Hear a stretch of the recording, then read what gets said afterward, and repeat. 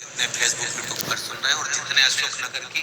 इस न्यू मंडी प्रांगण में बैठकर कथा को सुन रहे हैं, वो भी ध्यान रखना। जब किसी के प्राण छूटते हैं तो लोटे के ऊपर 13वें के दिन 12वें के दिन एक गीता जी, एक गौमुखी माला, बोलो रे अशोक नगर की जीजियों, सही है कि गलत है? एक गौमुखी माला, लोटा, गीता जी, जनेऊ, उसके अंदर लोटे के अंदर थोड़ा सा गंगा का जल, एक कुसा सा आसन, गीता, चंदन की मुठिया, ये किसी के मरने के बाद दी जाती है।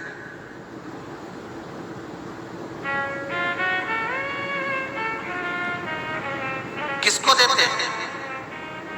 जो 12 ब्राह्मण, जो 13 ब्राह्मण जो हमारे घर में भोजन करने के लिए आए हैं, किसी के जाने के बाद, किसी के प्राण छूटने के बाद, जो ब्राह्मण को हम भोजन करा रहे हैं, उनको हमने गीता जी दी, उनको हमने गौमुखी माला दी, उनको हमने चंदन की मुठिया दी, उनको हमने एक लोटा दिया, हमने उनको एक आसन दिया, हमने उनको यज्ञोपवीत दिया।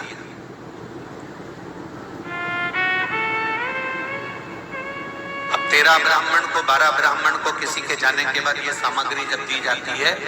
तो किसी ब्राह्मण से पूछना कि ये सामान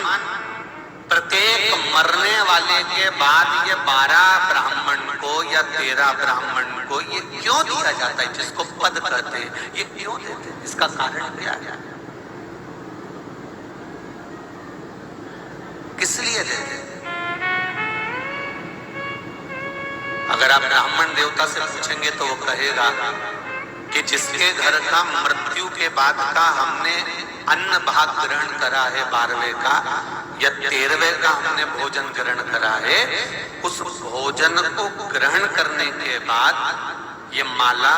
ये गीता हमको इसलिए दी गई है कि जिसका हमने भोजन ग्रहण करा है, कम से कम उसकी 51,000 गायत्री का जाप करेंगे, तब जाकर हमने जो भोजन ग्रहण करा है वो भोजन हमारे शरीर में पच पाएगा और उस जीव को तर पाएगा। उस जीव को मोक्ष तब मिलेगा जब इस आसन पर बैठकर इस माला को जपकर हम भगवत स्मरण करें, हम गीता का स्मरण करें या हम गायत्री करें। पर जितने ब्राह्मण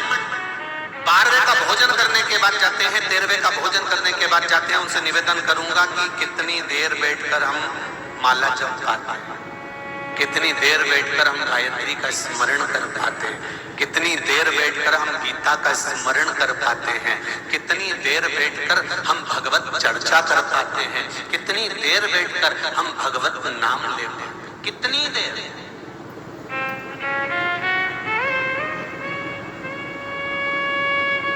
अरे गरुड़ पुराण में वर्णन मिलता है,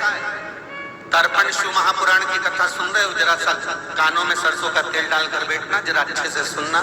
थोड़ा बुरा भी लग सकता है, उसमें कोई दिक्कत वाली बात नहीं हो, और ध्यान से सुनना। गरुड़ पुराण में और जितनी चीज बोल रहे हैं, कौन सी पुराण से बोल रहे हैं, वो भी आप स्मरण में रखना कि आपको कौन सी पुराण से बोला जा रहा है। गरुड़ पुराण में लिखा है कि श्राद्ध पक्ष में अगर ब्राह्मण भोजन भी करता है और भोजन कर कर यदि यजमान के घर से आता है, तो उसको घर पर बैठकर कम से कम 21,000 या 11,000 गायत्री का जाप करना चाहिए, जिससे उसने जिसके यहाँ भोजन